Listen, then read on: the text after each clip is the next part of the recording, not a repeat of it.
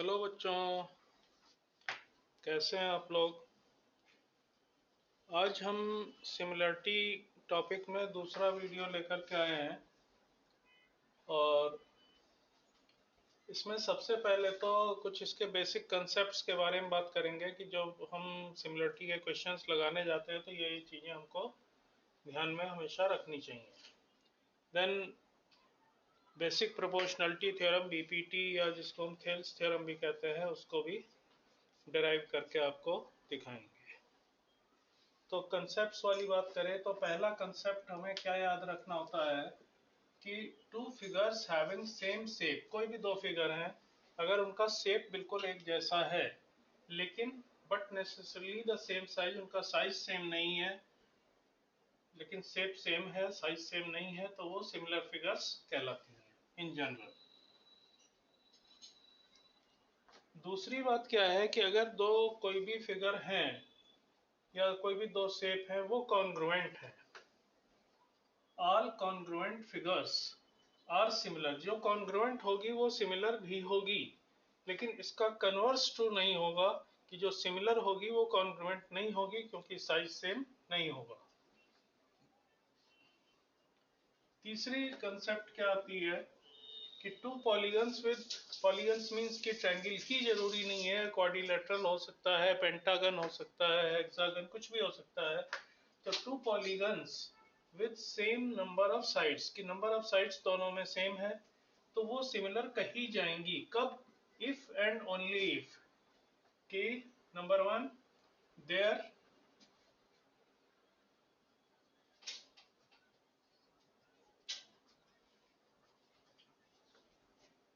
Corresponding angles are equal, कि उनके जो करस्पॉन्डिंग एंगल्स है वो सारे के सारे इक्वल हों, पहला। और दूसरा क्या है कि there corresponding sides have same ratio, sides equal नहीं हो लेकिन साइड्स का रेशियो सेम हो और एंगल भी सारे सेम हो, तो वो दो पॉलीगन सिमिलर कहलाएंगे। अब हम आते हैं ट्रायंगल पर, और ट्रायंगल में जैसे कि आप लोग अच्छे से जानते हो थेल्स थ्योरम या बेसिक प्रोपोर्शनलिटी थ्योरम होती, तो इसका स्टेटमेंट क्या है ये भी हमको याद रखना है कि if A line is drawn parallel to one side of triangle to intersect the other two sides at two distinct points, कि कोई ट्रायंगल है उसकी एक साइड के पैरेलल एक लाइन ड्रॉ की जाती है जो बाकी दोनों साइड्स के को किन्हीं दो अलग अलग पॉइंट्स पर, डिस्टिंक्ट पॉइंट्स पर इंटरसेक्ट करती है, काटती है। तो then the other two sides are divided in same ratio, तो बाकी दोनों साइड्स सेम रेशियो में डिवाइड होंगी। And its converse is also true, इसका कन्वर्स भी आता है बीपीटी का। तो कन्वर्स क्या है कि अगर कोई लाइन किसी ट्रायंगल के दो साइड को मिला के, दो साइड के किन्हीं पॉइंट्स को मिला करके ड्रॉ की गई है और वो उन दोनों साइड को सेम रेशियो में डिवाइड कर रही है, कि अगर कोई लाइन ऐसी ड्रॉ की गई है जो दो साइड्स को इंटरसेक्ट कर रही है और दोनों को सेम रेशियो में डिवाइड कर रही है, तो it will be parallel to third side, कि ये बीपीटी का कन्वर्स हो गया। ये भी ट्रू होता है हमेशा। इसके अलावा पिछले वीडियो में हमने सिमिलरिटी क्राइटेरिया के बारे में डिस्कस किया था, तो वो तीन होते हैं। पहला होता है एंगल एंगल सिमिलरिटी, इसको कई बार एंगल एंगल एंगल सिमिलरिटी भी कह दिया जाता है क्योंकि ट्रायंगल में तीन एंगल होते हैं और तीनों एंगल का सम 180 होता है, तो अगर दो एंगल इक्वल है तो तीसरा तो अपने आप इक्वल हो जाएगा। दूसरा होता है एसएस सिमिलरिटी, मींस कि दो साइड्स, दो एडजेसेंट साइड्स का रेशियो सेम हो और उनके बीच का एंगल इक्वल हो तो भी दोनों ट्रायंगल सिमिलर होते हैं। एंड लास्ट क्राइटेरिया आता है एसएसएस।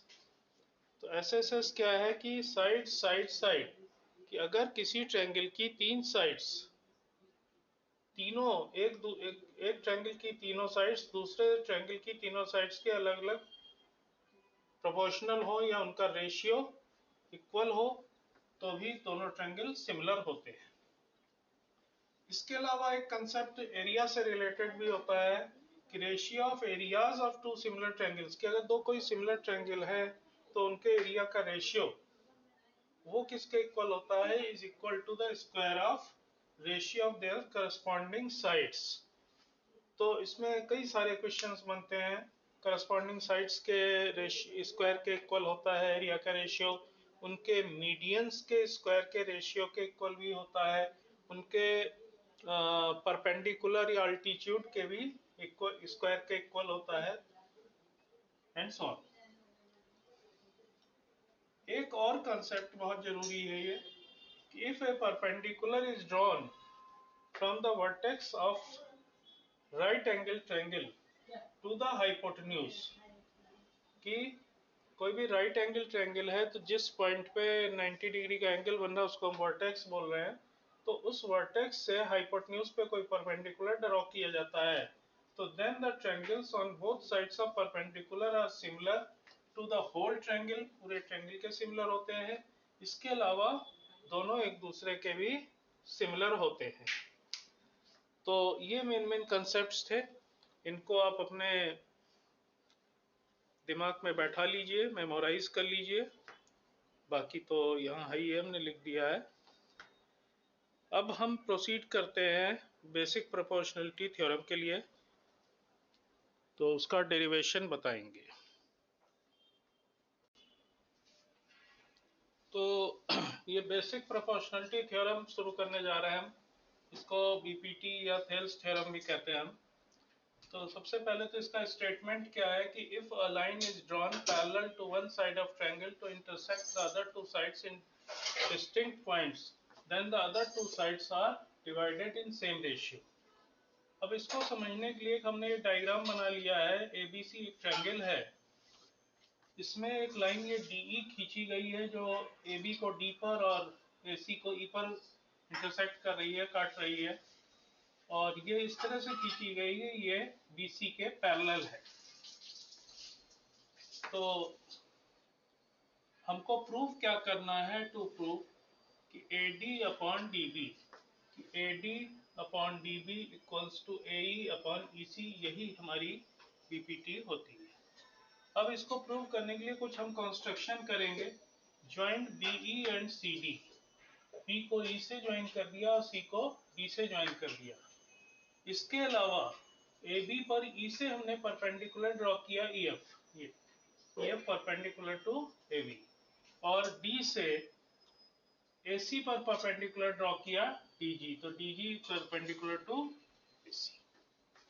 अब ये तो आपको पता ही होगा कि एरिया ऑफ ट्रायंगल क्या होता है, हाफ बेस इनटू हाइट होता है, और किसी एक पॉइंट से किसी एक लाइन पर एक ही परपेंडिकुलर ड्रॉ किया जा सकता है। ऐसा नहीं है कि उसको हम कई परपेंडिकुलर ड्रॉ कर सकते हो। परपेंडिकुलर शॉर्टेस्ट डिस्टेंस होती है, ये एक ही ड्रॉ किया जा सकता है। इसके अलावा एक और कंसेप्ट यहाँ पर आएगा जो हम पहले छोटी क्लासेस में पढ़ चुके हैं, 6th 7th 8th में, कि अगर दो पैरेलल लाइन है और उसके बीच में सेम बेस पर दो ट्रायंगल बनाए जाते हैं, जैसे एक ट्रायंगल ये मान लीजिए ABC है और एक ये ट्रायंगल DBC है, तो इनका दोनों का एरिया इक्वल होता है।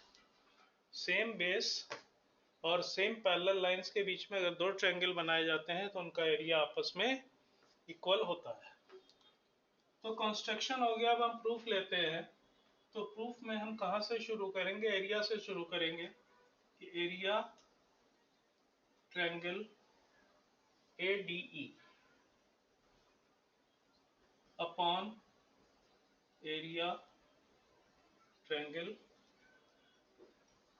BDE।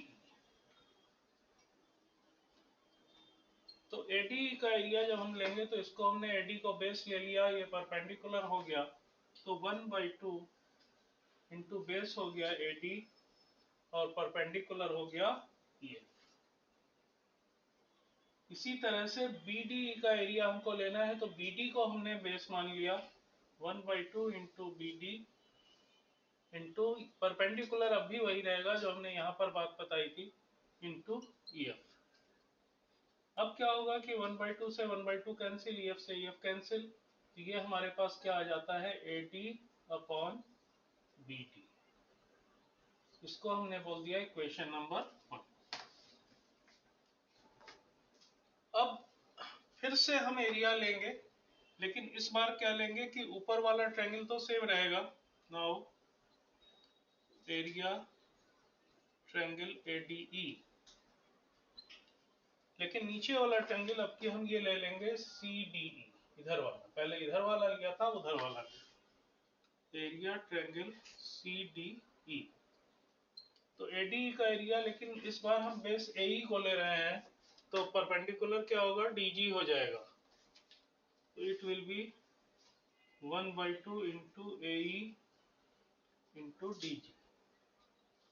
इसी तरह से CDE का एरिया लेना है, तो CE को हमने बेस ले लिया, लेकिन परपेंडिकुलर अब भी DG ही रहेगा, क्योंकि एक लाइन पर एक पॉइंट से एक ही परपेंडिकुलर ड्रॉ किया जा सकता है। इस बार DG से DG कैंसिल हो गया, 1/2 से 1/2 कैंसिल हो गया, तो ये आ गया AE अपॉन CE, जो हमें यहाँ पर लाना था और पहले वाले में यह है। लेकिन एक डिफरेंस है कि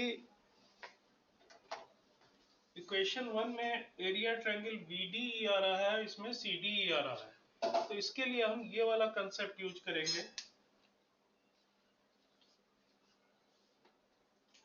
कि because triangle BDE and triangle CDE are on same base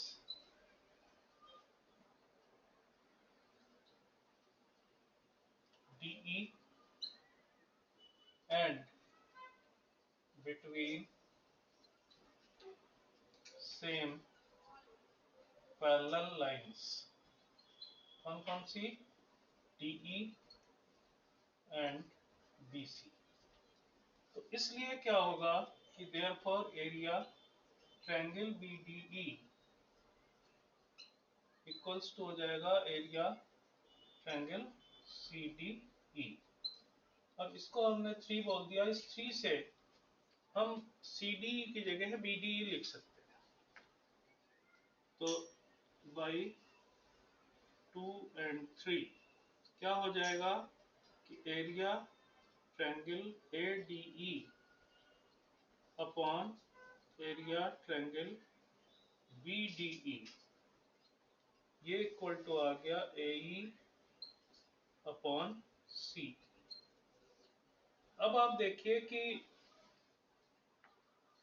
ये 2 थी, वो 3 हो गई, एंड ये 4 इक्वेशन आ गई।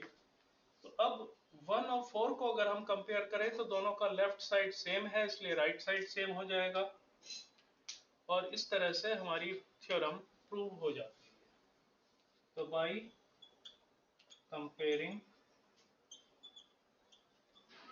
1 and 4 क्या हमको मिल जाता है, 1 से मिलता है AD अपॉन BD और 4 से मिलता है AE अपॉन C।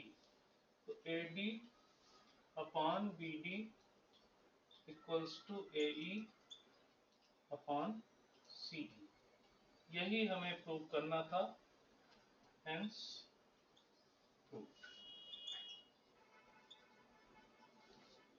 तो बहुत आसान थ्योरम है, बस स्टेप्स इसके आपको याद रखने की जरूरत है कि सबसे पहले हमने ये ट्रायंगल बना लिया, फिर ये B को E से और C को D से मिला दिया, फिर D से परपेंडिकुलर डाला C पर और E से परपेंडिकुलर डाला F पर, मतलब AB पर, और इसके बाद जो है हम एरिया का रेशियो लेकर के 2 इक्वेशन बना लेंगे, दोनों का एरिया नीचे वाले ट्रायंगल BD और CD का एरिया इक्वल कर देंगे, उसके लिए ये वाला कंसेप्ट, एंड बड़ी इजीली ये थ्योरम प्रूव हो जाती है। अब आगे इसके ऊपर हम क्वेश्चंस भी आपको करके दिखाएंगे, लेकिन आज आप यहीं पर हम इसे रोक रहे हैं। तब तक हमारा चैनल आप सब्सक्राइब करिए और जुड़े रहिए हमारे साथ, वीडियो लाइक करते रहिए, और कुछ नहीं समझ में आता है आप कमेंट में लिख दीजिए, तो हम आपको दोबारा से एक्सप्लेन कर देंगे। Till then, thank you.